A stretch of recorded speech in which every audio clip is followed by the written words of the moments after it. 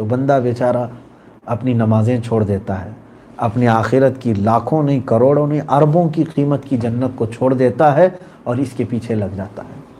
کتنا اسے بہت ساری چیزیں اللہ تبارک و تعالیٰ کی قدرت کے مشاہدے نظر آئیں گے۔ یہ 4 چیزیں ہمارے آنکھوں پر پٹی کے طور پر پڑی ہوئی ہیں۔ شہوت بھی لوگوں پر غالب آئی ہے آج، لالچ بھی بہت سارے لوگوں پر غلبہ کیجیے، اور لوگوں میں آج دوستی کرنے کا جو ایک رواج ہے، دوست تو ایسے مصیبت ہے یہ آج کے زمانے کی نہیں بلکہ ہر زمانے کی۔ قرآن یوں کہتا ہے یا ویلتا لیتنی فلانا لیتنی یا ویلتا لیتنی لم اتخذ فلانا خلیلا۔ اللہ تعالیٰ فرماتے قیامت کے دن کچھ لوگ یہ کہیں گے اے کاش میں فلاں کی دوستی نہیں کرتا تو آج اچھا ہوتا۔ کچھ لوگ صرف دوستی کی وجہ سے جہنم میں جا رہے ہوں گے۔ آج دیکھ نہیں رہے ہیں بیچارہ کسی ایک آدمی کو کرونا افیکٹ ہوا لیکن دوست کتنے تھے ان کو بھی پکڑ کے لے جا رہی پولیس، کون کون ان سے بات کیا ان کو بھی اٹھا کے لے جا رہی ہے۔ اور کچھ لوگ آج پچھتا رہے کاش میں اس کو میسیج بھی نہیں کیا ہوتا تو اچھا ہوتا، مجھے کوارنٹائن کر دیے۔ تو بہرحال میں یہ نہیں کہتا کہ دوستی نہیں ہونی چاہیے، بلکہ دوست اسے بنائیں جو تمہاری آخرت کا تمہیں یاد دلائے، دوست اسے بنائیں جو تمہارے اخلاق و کردار میں تمہاری تربیت کر سکے، دوست وہ نہیں جو تمہیں یاد خدا سے غافل کر دے اور عیاشیوں کے اڈے پر لے جائے، خود بھی بہک جائے اور خود دوسروں کو بھی بہکائے۔ عزیزان گرامی وقار، یہ 2 چیزیں میں نے عقیدہ آخرت کے متعلق عرض کی، اور اللہ تعالیٰ نے قرآن عظیم میں جگہ جگہ پر جہاں پر اللہ پر ایمان لانے کا حکم ہے، من آمن باللہ، آپ دیکھیں گے اس کے بعد آتا ہے والیوم الآخر۔ کئی آیتوں میں یہ ہے جو اللہ پر ایمان لایا اور آخرت پر ایمان لایا، یہ 2 بہت بنیادی چیزیں ہیں۔ اگر آپ نے ذہن سے یہ بات نکال دی کہ آخرت کچھ نہیں ہے، معاذ اللہ کافر ہو گئے۔ آخرت ہونا ہے۔ میں اسی بات کو آج آپ کے سامنے بھی لے کر کے عرض کروں گا کہ میرے عزیزو، ہماری زندگی میں جتنا بھی وقت چل رہا ہے، یہ گھڑی کے کانٹے جو ہٹ رہے ہیں، یوں سمجھ لو کہ ہمارا یعنی کاؤنٹ پوری طور پر ہو رہا ہے، اور ہمارا عقیدہ یہ ہے کہ مرنے کے بعد جب ہم قبر میں سوتے ہیں وہ کتنے سال کا عرصہ ہوگا وہ اللہ بہتر جانے، جس کو عالم برزخ کہتے ہیں، وہ خود ایک عذاب ہے، وہ خود ایک عذاب ہے کہ قبر کی زندگی اتنی سخت ہوتی ہے۔ بعض لوگوں نے یہ کہا کہ جو دنیا میں عیش کرتا رہا، قبر کی زندگی اس کے 1 منٹ 1 سال کے برابر گزر رہی ہوگی۔ یہ لاک ڈاؤن سے ہی سمجھ میں آ رہا ہوگا، دوسرے دنوں میں دن ایسے گزر جاتے تھے پتہ ہی نہیں چلتے تھے، لیکن آج قید کر کے رکھے ہیں تو نہ دن کٹ رہا ہے نہ رات کٹ رہی ہے، سونا ہے کیا ہے۔ یہاں تو پھر بھی ابھی آپ کے ساتھ رشتہ دار ہیں بات کرنے کے لیے، موبائل ہے، ٹی وی ہے، بہت ساری چیزوں سے وقت گزار رہے ہیں۔ قبر میں کون آئے گا تمہارے پاس؟ نہ وہاں دن کٹتا ہے نہ رات کٹتی ہے۔ تو وہ ایک لمبی زندگی عالم برزخ کی، لیکن ہمارا عقیدہ یہ ہے کہ ایک دن ایسا آئے گا جو 50,000 سال کے برابر کا ہوگا، جس دن اللہ تعالیٰ آدم علیہ السلام سے لے کر قیامت تک آنے والے سارے انسانوں کو جمع فرمائے گا، اور وہ اس کا عدل ہے۔ اس دن اللہ تعالیٰ اعلان فرمائے گا کہ کہاں ہیں سارے لوگ، جمع ہو جائیں اور اپنا اپنا کیا ہوا سب سنائیں۔ نامہ اعمال جس کو ہم سمجھتے ہیں 4 پیج ہوں گے 5 پیج ہوں گے ہم کو دے دیں گے، نہیں، بلکہ حدیث پاک میں ہے ایک بندے کے نامہ اعمال کتابوں میں آئیں گے، اس کی کتنی کتابیں ہوں گی؟ فرمائے گا جہاں تک اس کی نظر جاتی وہاں تک صرف اس کی کتابیں ہوں گی۔ اور وہ بندہ چیخ چیخ کر کے کہے گا اے اللہ کیا یہ کتاب کیسی تو نے میرے پاس دے دیا، اس میں نہ کسی چھوٹی چیز کو چھوڑا نہ کوئی بڑی چیز چھوڑا ہے، سب کچھ اس میں آ گیا ہے۔ اب وہاں پر یہ جو تمام معاملات ہیں میں کیوں سنا رہا ہوں کہ اگر آپ کو یہ تصور نہیں رہے گا قیامت کا تو پھر جسم جو ہے ہمارا دنیا کے فضولیات میں، لغویات میں، عیاشیوں میں پڑ جائے گا۔ جب بھی تمہیں کسی چیز کی خواہش ہو رہی ہو برے کام کی، یہ سوچ کر کے چلو تھوڑا اور صبر کر لوں، میرے لیے جنت کا شربت تیار ہے، تھوڑا اور میں صبر کر لے جاؤں، میرے لیے اللہ نے جنت کی حوریں رکھی ہیں۔ اگر تم نے یہاں کی عورتوں پر اپنا دل دے بیٹھا اور ان کے پیچھے گناہ کر لیے، سمجھ جاؤ کہ آخرت کے تمام حسن سے تمہیں محرومی ہوگی۔ تم وہاں کی ساری قربانیاں دے رہے ہو صرف 4 دنوں کی زندگی کے لیے۔ جنت کا جوان ایسا ہوگا کہ اسے 100 مردوں کی طاقت دی جائے گی. تم نہ جنت میں بوڑھے ہوگے نہ بیمار ہوگے, تمہارا حسن کبھی ختم نہیں ہوگا. یہاں اگر کچھ بھی کر لو, ساری دوائیں معجونیں طاقت کی سب حاصل کر لو, مشکل سے میرے خیال سے کسی عورت کے ساتھ تم 10 سال 15 سال جی لو گے جو عیش کے ہوں گے. اس کے بعد پھر بڑھاپے کے ہی دن ہیں. طاقت کی کمزوری الگ, جسم کا حسن کا گرنا الگ. یہ تمام معاملات تو یہاں یہ فانی جسم کے ساتھ ہمارے ساتھ ہوتے ہی رہیں گے. حیرت ہے ان لوگوں پر جنہوں نے اپنے آخرت کو یہ 4 دن کی زندگی پر قربان کر دیا. وہ بڑے خسارے میں ہیں. انہی کے لیے اللہ نے فرمایا والعصر ان الانسان لفی خسر, زمانے کی قسم انسان گھاٹے میں ہے. اللہ فرما رہا انسان گھاٹے میں. اولئک الذین اشتروا الضلالۃ بالہدی, یہ وہ لوگ ہیں جنہوں نے گمراہی کو خرید لیا ہدایت کے بدلے میں. کتنے بیوقوف ہیں ایسے لوگ. میں یوں سمجھ آپ کو بتا دوں, آپ اس شخص کے بارے میں کیا کہیں گے, اس شخص کے بارے میں کیا کہیں گے. آپ کے ہاتھ میں 2 روپے کی ایک چاکلیٹ تھی, 2 روپے کی ایک چاکلیٹ تھی. آپ نے اس کو اتنا سجایا اور کہا کہ اس میں ایسی ایسی چیزیں ہیں, فلاں ہیں, وہ ہیں, یہ ہیں. آپ نے اس کو ملمہ سازی کر دی. بیان بات کرنے کا آپ کے پاس فن تھا. بیچارہ ایک بھولا آدمی آیا, اس نے پوچھا کہ کیا ہے یہ. کہا ایک چاکلیٹ ایسی ہے جو تم کو جوان کر دے گی, تم کو فلاں کر دے گی, وہ کر دے گی. کتنے کی ہے؟ آپ نے کہا 1 لاکھ روپے کی. 1 لاکھ روپے کی. اس بندے نے 1 لاکھ روپے دے دیے اور آپ نے اس کو 2 روپے کی چاکلیٹ پکڑائی. آپ نے اس کو بیوقوف بنایا کہ نہیں بنایا؟ اور میں سمجھتا ہوں وہ کتنا بڑا بیوقوف ہے جو اتنی بڑی رقم 1-2 روپے کی چاکلیٹ پہ دے دیا اور واپس لایا, اس چاکلیٹ میں کچھ بھی نہیں تھا. سیم ایسی ہی ہے دنیا. یہ ساری چیزیں ایسے دکھاتی ہے, یہ جتنے بھی ہماری زندگی کے طور طریقے ہیں یوں ہمیں بتاتی ہے کہ بھائی کیا کرنا ہے. نہیں, زمین تو لینا ہے, گھر تو بنانا ہے, اتنا وہ کرنا ہے, اور یہ تمام چیزیں جمع کرنا ہے, بینک بیلنس ہونا ہے. ارے یہ نہیں ہے تو کیسے چلے گا, ویسے چلے گا. تو بندہ بیچارہ اپنی نمازیں چھوڑ دیتا ہے, اپنی آخرت کی لاکھوں نہیں کروڑوں نہیں اربوں کی قیمت کی جنت کو چھوڑ دیتا ہے اور اس کے پیچھے لگ جاتا ہے. کتنا بڑا خسارہ ہے, کتنا بڑا گھاٹا ہے. اسی لیے آخرت کا تصور جس کے ذہن سے نکل گیا تو وہی لوگ ہیں جو آج آوارہ ہیں, لغویات میں پڑے ہوئے ہیں. میں سمجھتا ہوں ہمارے بچے جوان سب سے میں کہوں گا موت کی دستک عنقریب آنے والی ہے تمہارے گھر پر بھی. یوں سمجھ کر کے چلو ہمیشہ تمہاری گردن کے پیچھے ملک الموت ہے تیار. کسی بھی دن وہ تمہیں دبوچ لے گا.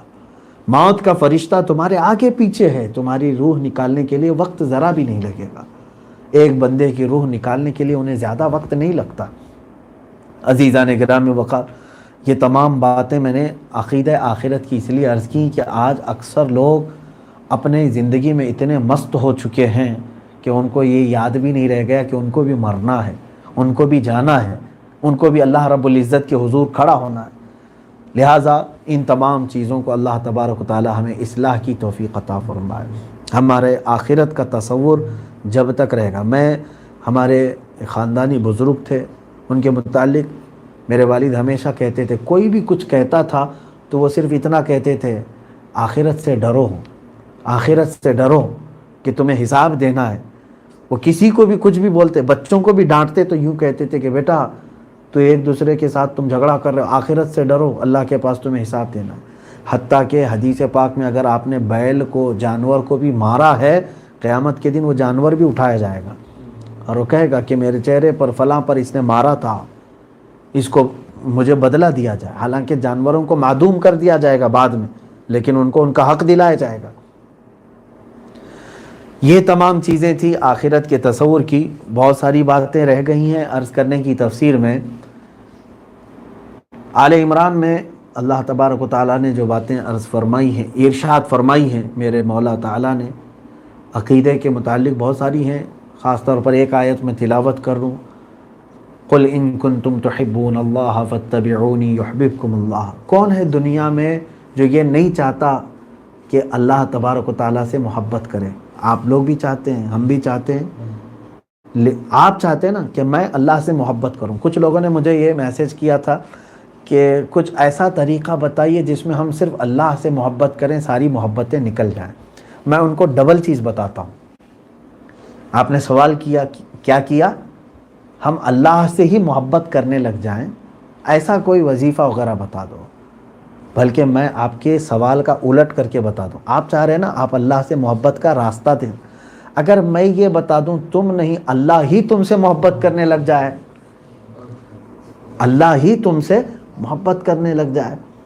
ہاں ہے، یہ آیت میں آج ہم نے پڑھا ہے، اللہ تعالیٰ یوں فرماتا ہے قل ان کنتم تحبون اللہ، اے محبوب آپ فرما دیں کہ اگر تم چاہتے ہو کہ اللہ سے تم محبت کرو تو ان سب سے کہو فاتبعونی، اے لوگوں میرے پیچھے چلو۔ حضور صلی اللہ علیہ وسلم کو حکم ہوا کہ آپ اپنے غلاموں سے کہیں کہ میرے پیچھے چلیں، حضور کے پیچھے چلیں، تو کیا ہوگا؟ جو حضور کے پیچھے چلا یحببکم اللہ، اللہ ان سے محبت کرے گا، اللہ ان سے محبت کرے۔ ان کے جو ہم غلام تھے، خلق کے پیشوا رہے، ان سے پھرے جہاں پھرا، پھر آئی کمی وقار میں۔ اسی کو اس آیت کا یوں سمجھ لیں، اس آیت کا ایک شعر میں ترجمہ اگر دیکھیں گے تو اقبال نے یوں کہا ہے، ہاں حضور صلی اللہ تعالیٰ علیہ وسلم کی اس محبت کو اگر میں شعر میں یعنی ترجمہ قرآن کو بتاؤں تو یوں سمجھ لیں، مشہور زمانہ شعر اقبال کا کہ کی محمد سے وفا تو نے تو ہم تیرے، اللہ تعالیٰ فرما رہا ہے کی محمد سے وفا تو نے تو ہم تیرے، یہ جہاں چیز ہے کہ لوح و قلم تیرے، سب کچھ تیرا ہے۔ حضور اکرم صلی اللہ علیہ وسلم کے پیچھے جو چلا، پوری کائنات اس کے لیے نرم بنا دی جاتی ہے۔ تاریخ میں ایسے بہت سارے غازیوں کو ہم نے پڑھا ہے، بہت سارے شہداء کو پڑھا ہے، بہت سارے اولیاء کو ایسا پڑھا ہے کہ جو حضور صلی اللہ علیہ وسلم کی محبت میں فنا ہو گئے، اللہ نے پوری دنیا ان کے پیچھے لگا دی، ان کے تذکرے کبھی ختم نہیں ہوتے۔ ہمارے ہندوستان میں عطائے رسول بھی ہیں، عاشق رسول بھی ہیں۔ سلطان الہند غریب نواز رضی اللہ تعالیٰ عنہ عطائے رسول، حضور کی محبت میں وہ فنا تھے۔ عاشق رسول امام احمد رضا خان فاضل بریلوی رضی اللہ تعالیٰ پوری زندگی وقف کر دی تھی میرے آقا کے پیچھے چلنے کے لیے۔ حضور صلی اللہ تعالیٰ علیہ وسلم کے لیے ہی آپ نے پوری زندگی وقف کر دی۔ اپنے دل کا ہے انہی سے آرام، اعلیٰ حضرت نے خود یہ کہا، لو لگی ہے کہ ہم اس در کے غلام۔ تو میرے عزیزو، حضور صلی اللہ تعالیٰ علیہ وسلم کے پیچھے چلنے کا مطلب یہ نہیں ہے کہ یا رسول اللہ صبح شام کہتے رہیں اور پھر اعمال میں یہود و نصارہ کی طرح کرتے رہیں، اس کا مطلب پیچھے چلنا نہیں ہوا۔ اب مثال کے طور پر آپ یہاں آ کر کے ہمارے سامنے ہاتھ چوم رہے ہیں، بڑی محبت سے حضرت حضور کرتے ہیں، اور پھر پیچھے جا کر کے ہمارے قتل کا منصوبہ بناتے ہیں، تو اس کو کیا کہیں گے؟ منافق شخص ہے۔ عمل میں کچھ لوگ نفاق کرتے ہیں۔ رسول کریم صلی اللہ تعالیٰ علیہ وسلم سے محبت کی بات کرنے والا حضور کی کسی بھی ادا سے کبھی نفرت نہیں کر سکتا۔ میرے آقا صلی اللہ تعالیٰ علیہ وسلم کے شکل مبارکہ سے کبھی نفرت نہیں کرتا، اسے دل و جان سے میرے آقا کی ہر چیز پسند ہونی چاہیے، تبھی سمجھ لیں۔ اسی لیے حضرت ابو بکر شبلی رحمۃ اللہ تعالیٰ علیہ بڑے پائے کے بزرگ ہیں، سلسلہ قادریہ میں ان کا ذکر بھی ہے، آپ نے پڑھا ہوگا، بہر شبلی شیر حق دنیا کے کتوں سے بچا، ایک کا رکھ عبد واحد بے ریا کے واسطے۔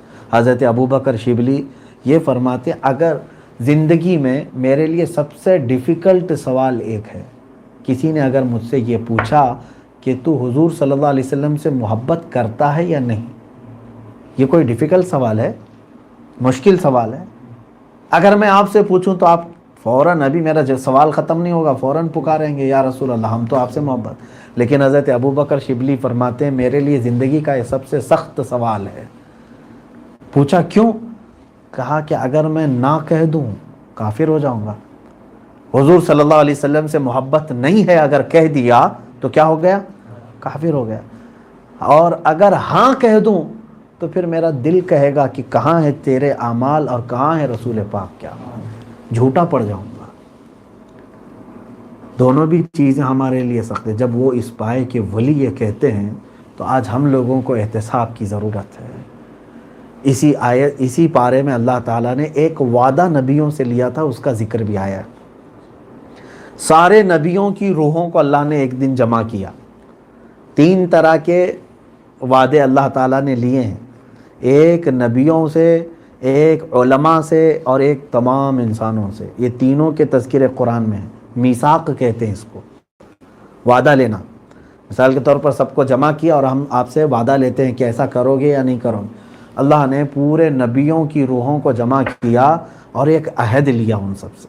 وہ آیت ہے وَإِذْ أَخَذَ اللَّهُ مِيثَاقَ النَّبِيِّينَ لَمَا آتَيْتُكُم مِّن كِتَابٍ وَحِكْمَةٍ، اللہ نے فرمایا یاد کرو تمام نبیوں سے ہم نے ایک عہد لیا، وعدہ لیا کہ ہم تمہیں کتاب بھی دیں گے، حکمت علم بھی دیں گے، لیکن اے نبیو جب تم دنیا میں جاؤ گے، تمہارے زمانے میں اگر میرا محبوب رسول آ گیا، کون؟ محمد صلی اللہ تعالیٰ علیہ وسلم، لَتُؤْمِنُنَّ بِهِ وَلَتَنْصُرُنَّهُ، اللہ فرماتا ہے تم ضرور اس پر ایمان لاؤ گے، اس پر ایمان لاؤ گے، صرف ایمان نہیں، وَلَتَنْصُرُنَّهُ، اور سب کے سب اس کی مل کے مدد کرو گے۔ اتنا ہی نہیں، اللہ نے یہ فرمایا اور اس کے بعد پوچھا سارے نبیوں سے اقررتم، کیا تمہیں اس بات کا اقرار ہے؟ قالوا اقررنا، سارے نبیوں نے کہا ہاں مولا ہم اقرار کرتے ہیں۔ حضور صلی اللہ علیہ وسلم کے دنیا میں آنے سے پہلے کی بات ہے یہ، حضور صلی اللہ علیہ وسلم کے دنیا میں آنے سے پہلے کی بات ہے کہ سارے نبیوں کی روحوں کو اللہ نے عہد لیا۔ پھر اللہ تعالیٰ یہ فرماتا ہے وَأَنَا اور میں تمہارے ساتھ گواہ ہوں اس بات کا۔ اور پھر حضور صلی اللہ تعالیٰ علیہ وسلم نے خود اپنی ایک حدیث میں بیان فرمایا، یہ اور بات ہے کہ کسی بھی نبی کے زمانے میں حضور نہیں آئے، اگر آ جاتے تو اس نبی کی شریعت اور ان کے سارے معاملات ختم ہو جاتے۔ کس کی شریعت چلتی؟ صرف میرے آقا صلی اللہ علیہ وسلم۔ ایک بار حضرت عمر فاروق رضی اللہ تعالیٰ عنہ تورات پڑھ رہے تھے، حضرت ابو بکر صدیق بھی تھے، حضور صلی اللہ علیہ وسلم کا چہرہ سرخ تھا غصے سے، حضرت ابو بکر محسوس کر لیتے تھے رضی اللہ تعالیٰ عنہ۔ سیدنا ابو بکر صدیق رضی اللہ تعالیٰ عنہ حضرت عمر کو چیخ کر کے کہا عمر کیا کر رہے ہو، تم دیکھ نہیں رہے ہو رسول پاک صلی اللہ علیہ وسلم کا جلال ہے؟ حضرت عمر نے کتاب بند کیا اور کہا میں آسمانی کتاب ہی تو پڑھ رہا ہوں، اللہ ہی کی کتاب پڑھ رہا تھا، تورات پڑھ رہا تھا۔ رسول کریم صلی اللہ علیہ وسلم نے اس وقت فرمایا اے عمر یہ کتاب جس پر اتری ہے، کس پر اتری ہے؟ موسیٰ علیہ السلام۔ اگر یہ تو آج آپ پڑھ رہے ہیں نا کتاب، جس پر یہ کتاب اتری ہے موسیٰ علیہ السلام، وہ بھی اگر آج ہوتے تو قرآن پڑھنے کے علاوہ ان کے پاس کوئی راستہ نہ ہوتا، ہاں کہ وہ قرآن ہی پڑھتے، کیونکہ ساری شریعتیں منسوخ ہو جاتی، صرف ہمارے نبی صلی اللہ علیہ وسلم کی ہی شریعت چلتی۔ تو میرے عزیزوں یہاں کہنے کا مطلب یہ ہے رسول پاک صلی اللہ تعالیٰ علیہ وسلم کی ولادت سے پہلے ہی اللہ نے نبیوں کے پاس ایک عہد لیا۔